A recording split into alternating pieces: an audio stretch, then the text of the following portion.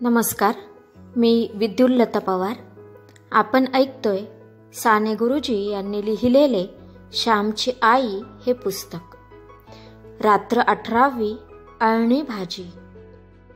राजा व राम नदीवर गेले होते. एका शिलाखंडावर दोघे बसले होते. राजा म्हणाला, राम, मला येथून जावेसेच वाटत नाही. येथील ही नदी, ही वनराजी, हे मोर सारे पाहून किती आनंद होतो. परंतु सर्वात मोठा आनंद म्हणजे तुमच्या संगतीचा. श्यामच्या गोष्टीही ऐकावयास मिळतील. मला त्या फार आवडतात. राम म्हणाला, त्यांना गोष्टी म्हणावे का प्रवचने म्हणावी, व्याख्याने म्हणावी का आठवणी म्हणाव्यात, काही समजत नाही. ऐकताना आनंद होतो, स्फूर्ती येते. राजा म्हणाला, श्याम बोलतो त्यात त्याचे निर्मळ हृदय ओतलेले असते, म्हणून सांगण्याला एक विशेषच माधुरी असते. म्हणून कृत्रिमतेचा लवलेशही नसतो. अरे, पण कृत्रिमता असल्याशिवाय लोकांना आवडत नाही. आजकालचे लोक कृत्रिमतेचे भोगते आहेत. सगळाच रुपया शुद्ध चांदीचा असेल तर बाजारात चालत नाही. त्याला थोडी अशुद्ध धातू मिसळावी लागते, तेव्हाच तो खण वाचतो व व्यवहारात चालतो. राम म्हणाला, माझ्या मनात एक विचार आहे, तुला सांगू? तू हसशील. राजाने विचारले. सांग, मी हसणार नाही. कोणाच्या खऱ्या भावनांना मी कधी हसत नाही. राम म्हणाला, या आठवणी प्रसिद्ध केल्या तर मुलांना वाचायला आवडतील, बायकांना वाचायला आवडतील, आईबापास त्या उपयोगी पडतील.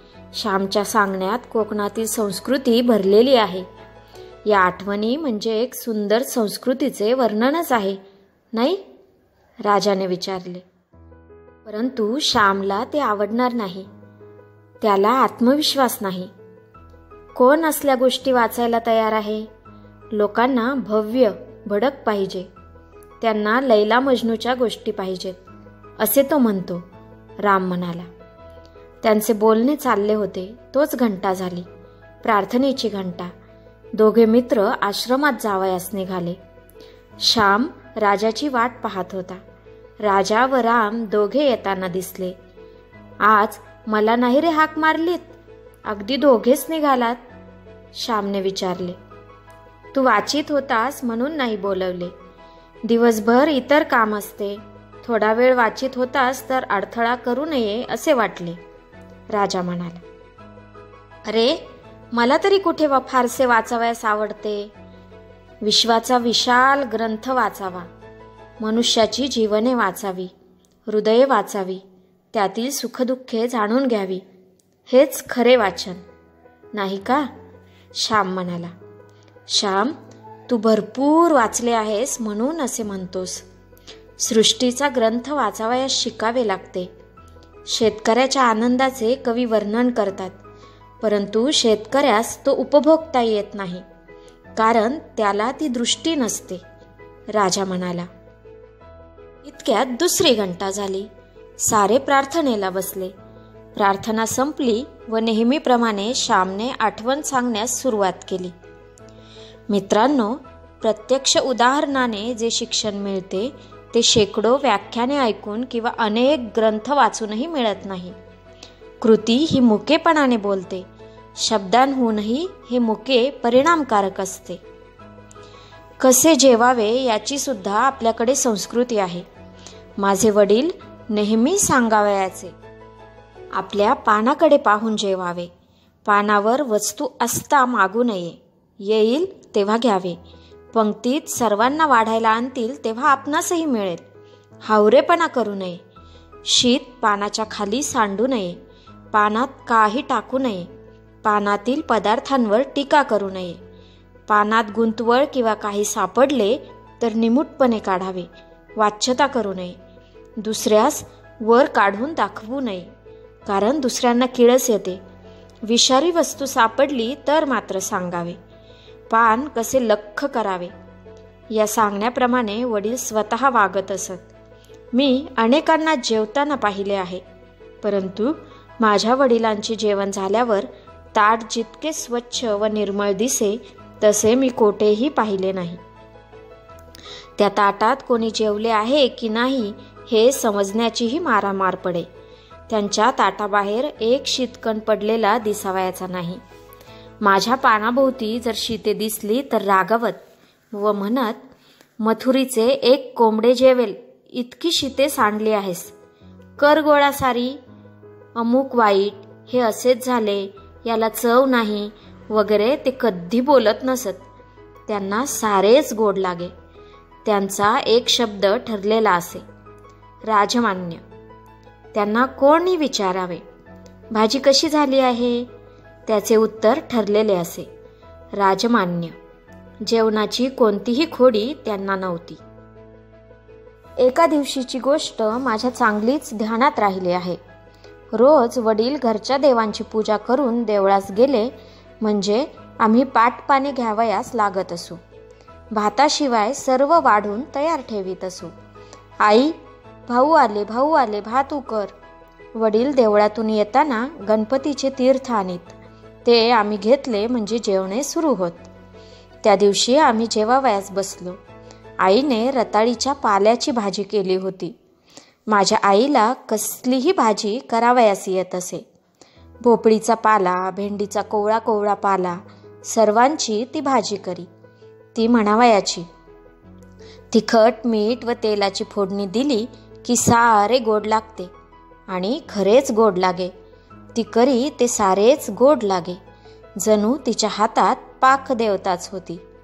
केलेल्या पदार्थात हृदयातील सारी गोडी ओतून तो पदार्थ ती तयार करीत असे. माधुर्याचा सागर सर्वांच्या हृदयात ठेवलेलाच आहे. परंतु त्या दिवशी मज्जा आली. भाजी झाली होती मुळी अळणी. भाजीत मीठ घालावयाला आई विसरली होती. कामाच्या भरात राहून गेले घालावयाचे. परंतु वडील बोलत ना, म्हणून आम्हीही कोणी बोललो नाही. वडिलांचा संयम मात्र दांडगा. जणू आस्वादव्रतच ते चालवित होते. आईने भाजी वाढावयास आणली म्हणजे म्हणावयाचे, काय फाकडो झाली आहे भाजी. पानातील मीठही त्यांनी भाजीला लावले नाही किंवा जास्त मागितले नाही, कारण आईला संशय आला असता. वडील भाजी खात होते म्हणून आम्हीही थोडी थोडी खात होतो. आम्हीही मीठ मागितले नाही. आई मला म्हणाली, तुला नाही का रे आवडली भाजी, खात नाहीस रोजच्या सारखी. मी उत्तर देण्याऐवजी वडील म्हणाले, तो आता इंग्रजी शाळेत शिकायला लागलाय ना, त्याला या पालेभाज्या कशा आवडतील. मी म्हटले, असे काही नाही. इंग्रजी शिकून मी वाईट होणार असेन तर शिकवूच नका मला. कशाला शिकविता. वडील म्हणाले, अरे तुला राग यावा म्हणून म्हटले हो. तू जरा रागावलास म्हणजे बरे वाटते. याला फणसाची भाजी आवडते होय ना ग. उद्या पाटीलवाडीहून आणेन हो. झून मिळाला तर उकडगरेच करा. आई म्हणाली, आणावा. पुष्कळ दिवसात फणसाची भाजी केली नाही. बोलणी अशी होत होत आमची जेवणे झाली. वडील ओटीवर गेले व विष्णू सहस्रनाम म्हणत शतपावली करू लागले. शतपावली झाल्यावर जानव्यासाठी चातीवर सूत कातीत बसले. खापराची चाती होती. प्रत्येकास सूत कातता आले पाहिजे असा दंडक होता. पसारा आटोपून होताच आई जेवावयास बसली. ती घास घेते व भाजी खाऊन बघते तो भाजी अळणी. मीठ नाही मुळी तीत. मी जवळच होतो. आई म्हणाली, काय रे श्याम, भाजीत मीठ मुळीच नाही. तुम्ही कोणी बोललेही नाहीत. श्याम सांगावे की नाही रे, अळणी कशी रे भाजी खाल्लीत. म्हटले, भाऊ बोलले नाहीत म्हणून आम्हीही बोललो नाही. आईला वाईट वाटले. मिठाशिवाय भाजी खाल्लीत रे साऱ्यांनी, ती म्हणाली. तिला रुखरुख लागली. ती पुन्हा म्हणाली, तरीच तू खाल्ली नाहीस. नाहीतर बचकभर भाजी तूच खायचा, निम्मी तूच संपवायचा. तुला गुलामा भाजी हवी पुष्कळ. माझ्या लक्षात तेव्हाच आले पाहिजे होते. परंतु आता काय बोलून.